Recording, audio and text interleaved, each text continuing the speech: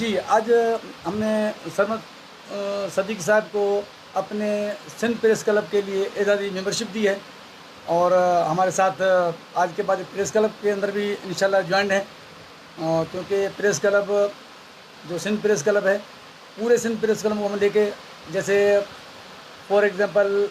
जैसे वकील हैं, वकला बिरादरी हमारी है, सहाफ़ी हैं, इनमें थोड़े इख्तिलाफ़ हैं और ये दूरियां हैं। इंशाल्लाह हम आगे चल के सदीक़ी साहब से, काबशों से हम आपस में मिल के इंशाल्लाह इनको दूर करने की कोशिश करेंगे, क्योंकि एक साथ इंशाल्लाह मिल के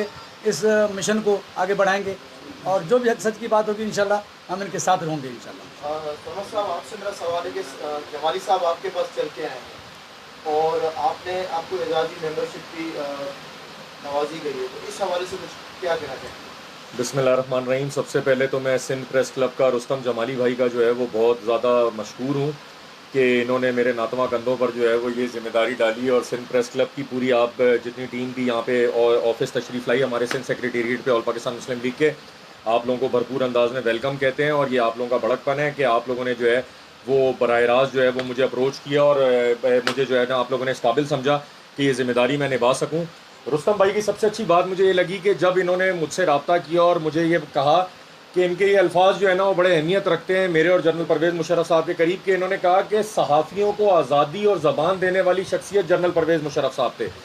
उनके से पहले जो है वो अखबारात सेंसर कर दिए जाते थे और अखबारात को जो है वो पहले हुकूमत देखती थी और फिर मंजूरी देती थी और फिर वो छपते थे। सहाफ़ियों को ज़बान उन्होंने दी। बोले तो रुस्तम साहब ने इस बात को एडमिट किया कि आज बड़े अफसोस के साथ ये कहना पड़ता है कि आजकल जो नाम नेहाद साफ़ी बने हुए जिनको सहाफ़त का पता ही नहीं है, वो हुकूमती ऐवानों तक, वज़ीरों तक, मुशीरों तक जाते हैं और जो असल शख्सियत है जनरल परवेज़ मुशर्रफ साहब की, उनकी पार्टी की एक्टिविटीज़ को और उनकी शख्सियत को जो है वो कवरेज देने से जो है वो कतराते हैं। तो